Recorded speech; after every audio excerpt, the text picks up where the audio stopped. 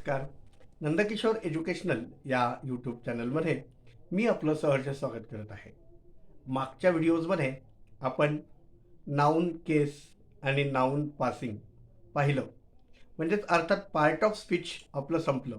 पण आज एक नवीन टॉपिक आपण पाहणार आहोत. तो म्हणजेच डबल पार्ट्स ऑफ स्पीच. आता तुम्ही म्हणाल हा काय प्रकार आहे?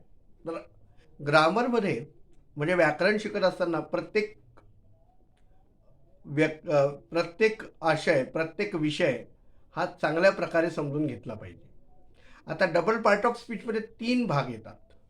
एक येतं इन्फिनिटिव्ज, दुसरं येतं जरंड्स आणि तिसरं येतं पार्टिसिपल्स.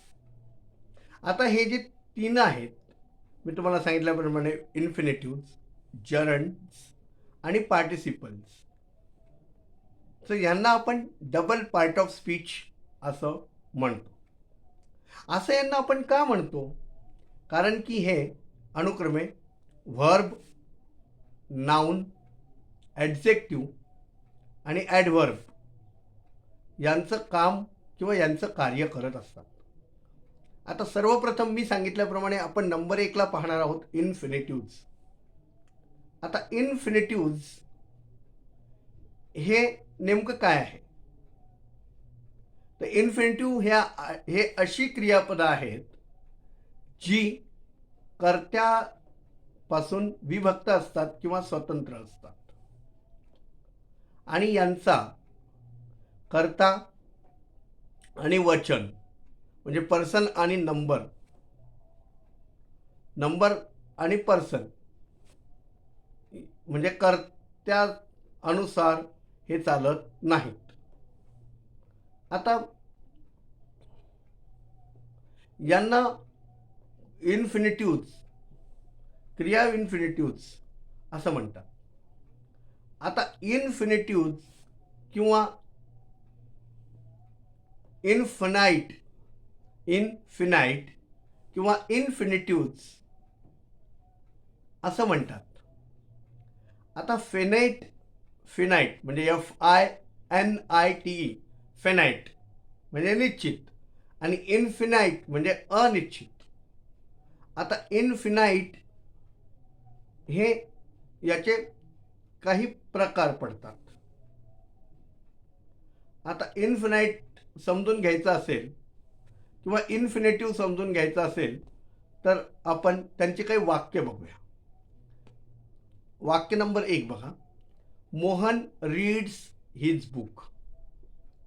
ह्याचं मोहन रीड्स हिज बुक हे साधं सरळ वाक्य आहे. याच्यात इन्फिनिटिव्हचा वापर झालेला नाही. दुसरं वाक्य बघा. Mohan wants to read his book. आता वाक्य नंबर 1 मध्ये रीड्सचा वापर जो झालेला आहे तो फिनाइट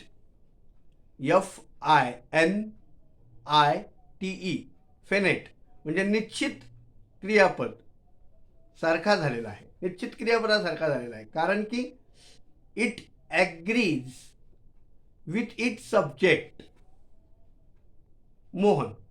म्हणजे का आहे तर त्याच्यामध्ये नंबर पहिल्याचे जे वाक्य आहे ते कर्त्या बरहुकूम चालणारं क्रियापद आहे इन नंबर अँड पर्सन.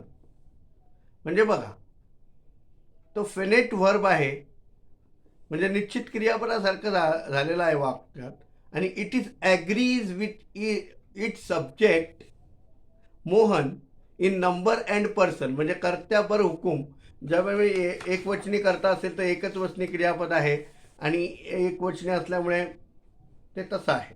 पण वाक्य नंबर 2 तुम्ही पाहिलं असेल तर वाक्य नंबर 2 मध्ये काय टू रीड चा जो वापर झालेला आहे तो इन्फिनिटिव्ह म्हणजे अनिश्चित, इन्फिनाइट म्हणजे अनिश्चित क्रियापदासारखा झालेला आहे. असं का झालेलं आहे?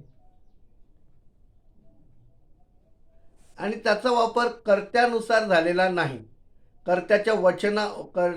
कर्त्याशी या क्रियापदाचा काही संबंध नाही ना कर्त्याच्या वचनाशी त्याचा काही संबंध नाही. हे स्वतंत्ररित्या आलेलं आहे. कारण ह्या वाक्यामध्ये वॉन्ट्सचा प्रयोग निश्चित क्रियापदासारखा झालाय, कारण वॉन्टला क्रियापद लागलाय, WANT, वॉन्ट्स. आता याला ओळखायचं कसं?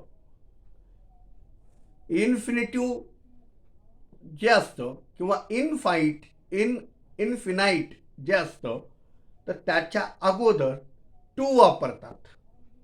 TO2 हे वापरलं जातं, हे प्रिपोजिशन वापरलं जातं. आणि टू च्या नंतर क्रियापदाचं पहिलं रूप जे येतं त्याला म्हणायचं इन्फिनिटिव्ह किंवा इनफिनाईट. आता अशी काही क्रियापद आहेत, याला काही अपवाद आहेत की ज्या क्रियापदापूर्वी, म्हणजे जी क्रियापदचं पहिलं रूप वापरलं जातं पण त्याच्या अगोदर टू येत नाही. आता अशी कोणती आहेत? मी काही उदाहरणादाखल 1-2 सांगणार आहे, बाकी तुम्हाला शोधायची, ते अभ्यासाने आपल्याला कळतातच. जसं की let, make, need, see, HEAR hear आणि DARE देअर. ह्या